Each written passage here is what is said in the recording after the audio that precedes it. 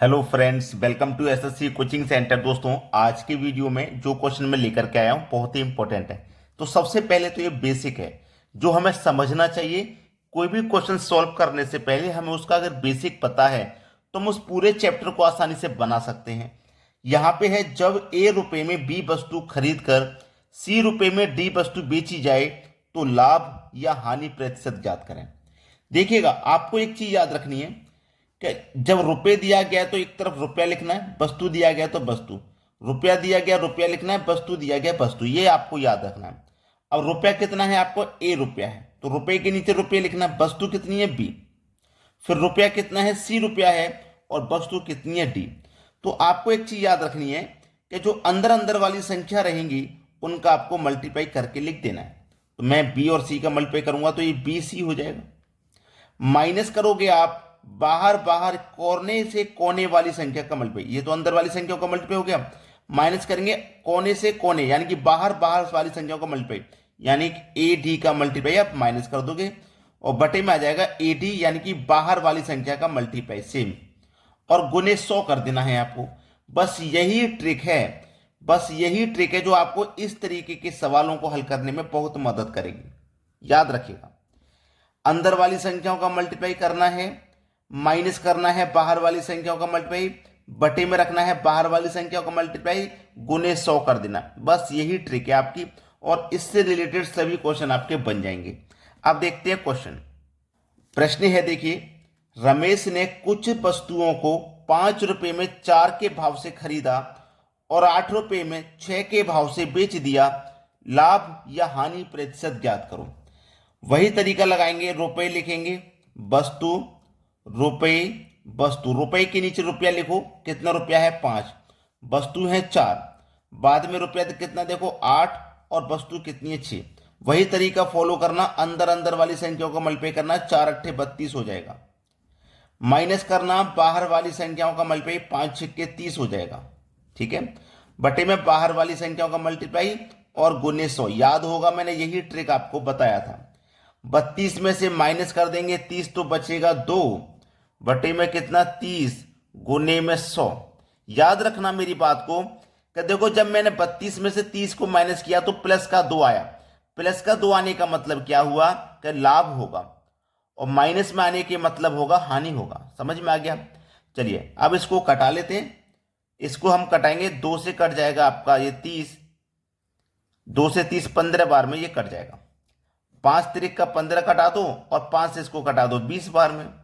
अब 3 से कटाओ, 3 छिक्की 18, 2 बचेगा नहीं जाएगा तो 2 ऊपर, बटे में 3, 6.2/3%। देखिए किस ऑप्शन में, पहले ही ऑप्शन में।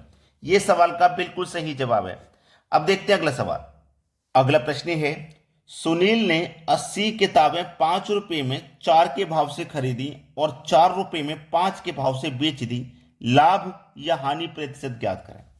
वही तरीका फॉलो होगा, रुपए, वस्तु, रुपए, वस्तु लिख लेना है। रुपए के नीचे रुपया लिखो, 5 रुपया, वस्तु कितनी है 4, फिर बाद में कितना रुपया है 4 और वस्तु कितनी है 5। वही तरीका लगाना है, अंदर वाली संख्याओं का मल्टीप्लाई, 4 चौको 16, माइनस करेंगे बाहर वाली संख्याओं का मल्टीप्लाई, 5 गुने 5 25, और बटे में आएगा बाहर वाली संख्याओं का मल्टीप्लाई गुने 100। यही तरीका मैंने आपको बताया था। माइनस का 25 ज्यादा है, 16 कम है प्लस का, तो जो घटाने पे आएगा वो माइनस का आएगा। कितना आएगा, माइनस का 9।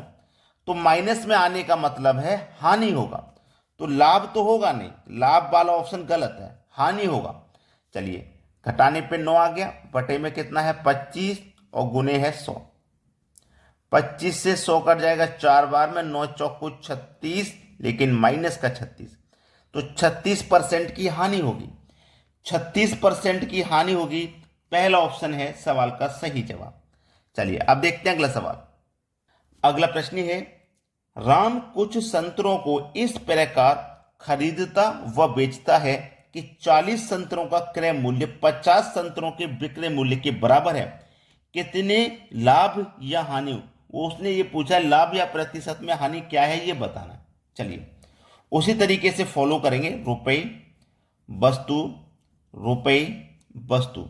रुपया यहां पे नहीं पता है तो हम एक्स मान लेंगे, लेकिन वस्तु कितनी है 40 वस्तुएं। ठीक है, रुपया हमें पता ही नहीं है कितना है, लेकिन वस्तु पता है 50 है। ठीक है, इतना तो कंफर्म है। अंदर वाली संख्याओं का मल्टीप्लाई करो, 40 का मल्टीप्लाई x से करूंगा तो ये 40x हो जाएगा, माइनस बाहर वाली संख्याओं का मल्टीप्लाई 50 का मल्टीप्लाई से करूंगा तो 50x हो जाएगा, बटे में बाहर वाली संख्याओं का मल्टीप्लाई 50x गुने 100। याद होगा, यही ट्रिक मैंने आपको बताया था। चलिए अब यहां पे क्या करेंगे, माइनस के 50 में से प्लस का 40 घटेगा तो माइनस का 10x आएगा, बटे में कितना है 50x और गुने में कितना है 100। ठीक है, यही तो है।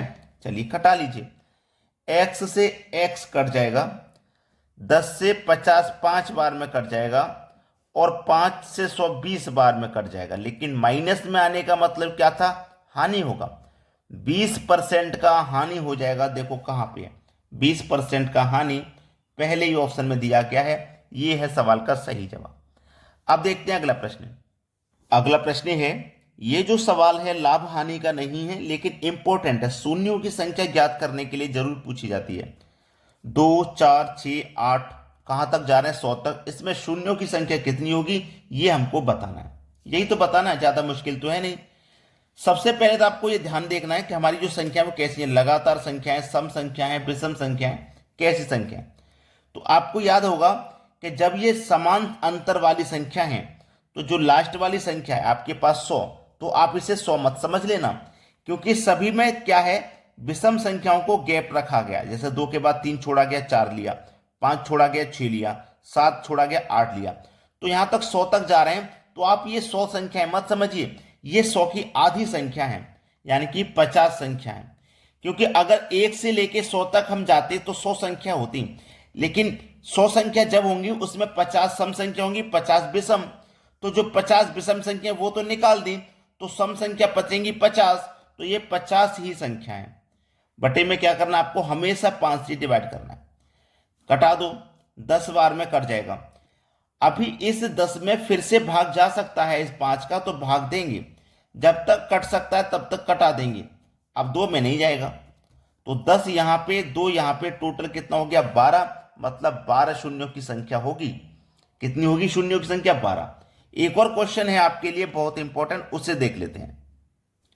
अगला प्रश्न है 1 गुने 3 गुने 5 गुने 7। इस क्वेश्चन को ध्यान से देखोगे तो ये विषम संख्या है। पिछले क्वेश्चन में सम संख्या थी और ये विषम संख्या है। ठीक है, और ये हम कहां तक जा रहे हैं, 99 तक। तो इसमें भी विषम दिनों की संख्या कितनी होगी, 50 ही होगी, क्योंकि सम संख्याओं को छोड़ा गया है, 50 होगी। अगर आपने इस प्रश्न पे ध्यान नहीं दिया, इस प्रश्न पे अगर आपने ध्यान नहीं दिया तो आप गलती कर दोगे। पहले तो मैं आपको बता देता हूं आप करोगे क्या। 50 संख्या बनेगी, इसमें हमेशा 5 से डिवाइड करना है, 10 बार में जाएगा, 10 में फिर से 5 से डिवाइड जा सकता है, 2 बार में जाएगा, 10 और 2 12। आपने कर दिया पहला ऑप्शन सही, लेकिन ये गलत है, ये गलत है। अब गलत क्यों है वो मैं आपको बता देता हूं। हमसे पूछा शून्यों की संख्या, 2 विषम संख्याओं का आपस में मल्टीप्लाई करने से कभी भी शून्य नहीं बनता, याद रखना। जैसे मैं 3 का गुना 5 से करूं तो 3 पंजे 15, और 15 का गुना 7 से करूं 15 सत्ते 105। ठीक है, तो क्या शून्य बना, पहले शून्य नहीं, लास्ट में शून्य बनना चाहिए। तो याद रखिएगा, कभी भी विषम संख्याओं का आपस में आप मल्टीप्लाई करोगे तो कभी भी शून्य नहीं बनता, कभी भी नहीं बनता। तो यहां पे होगा 1 भी नहीं, याद रखना। इसलिए जरूरी था मुझे बताना, वरना आप यही गलती करते यहां पे तो आप आंसर गलत कर दोगे। तो आपने अगर वीडियो को लाइक नहीं किया है तो लाइक जरूर कर दें और शेयर भी कर दें सभी बच्चों तक। ठीक है दोस्तों, धन्यवाद।